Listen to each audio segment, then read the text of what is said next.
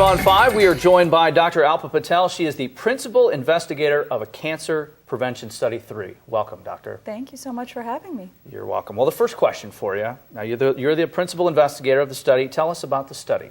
So this is a long-term, what we call observational study. We're recruiting 300,000 people, finding out about what they do, what they are exposed to, collecting a small blood specimen, and then we follow them in time to see what's related to the risk of developing cancer and other diseases.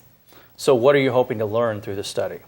So I always like to go back historically to answer that question. So when you think about something that we all know today, the link between smoking and many different types of cancer, 50 or 60 years ago, we didn't know that. It's studies like this that have proven that link. And so those are the kinds of links that we're looking forward to finding for the next generation. What matters in terms of your cancer risk? And if you're looking for volunteers, what do they have to do if they're interested in helping out? It's pretty simple. It's a long-term commitment, but not a very active commitment.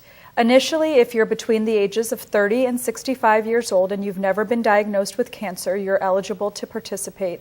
You'll go to a single in-person visit, it takes about 20 minutes, and you'll fill out a short survey, have your waist circumference measured, small blood sample, just like you would have drawn at a doctor's office. And then after that, every 2 to 3 years, we'll send you a survey at home, never takes more than an hour to complete. And we ask that you just simply complete that and return it to the American Cancer Society's research program. Now, is the study limited to the Rogue Valley or is it nationwide? It is nationwide, so we're trying to enroll a few hundred individuals here over the next week, but we're ultimately trying to enroll 300,000 people across the country. Okay, we're going to take a quick break and we'll be back with more 5 on 5 right after this.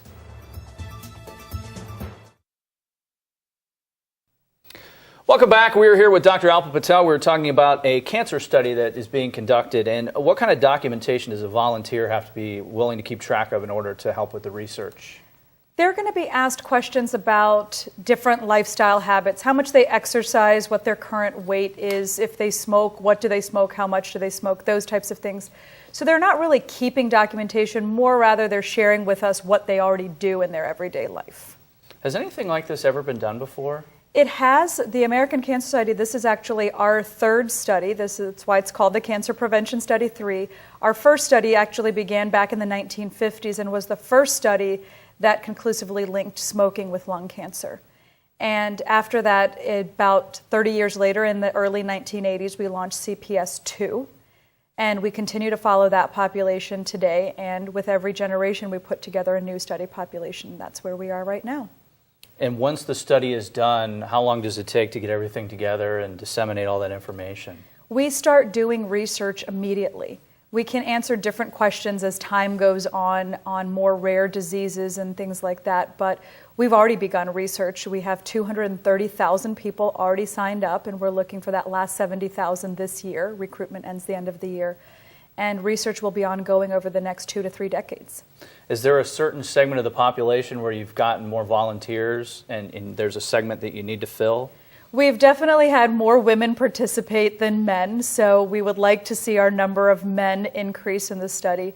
And we would definitely like to capture as much diversity as possible in the study as well.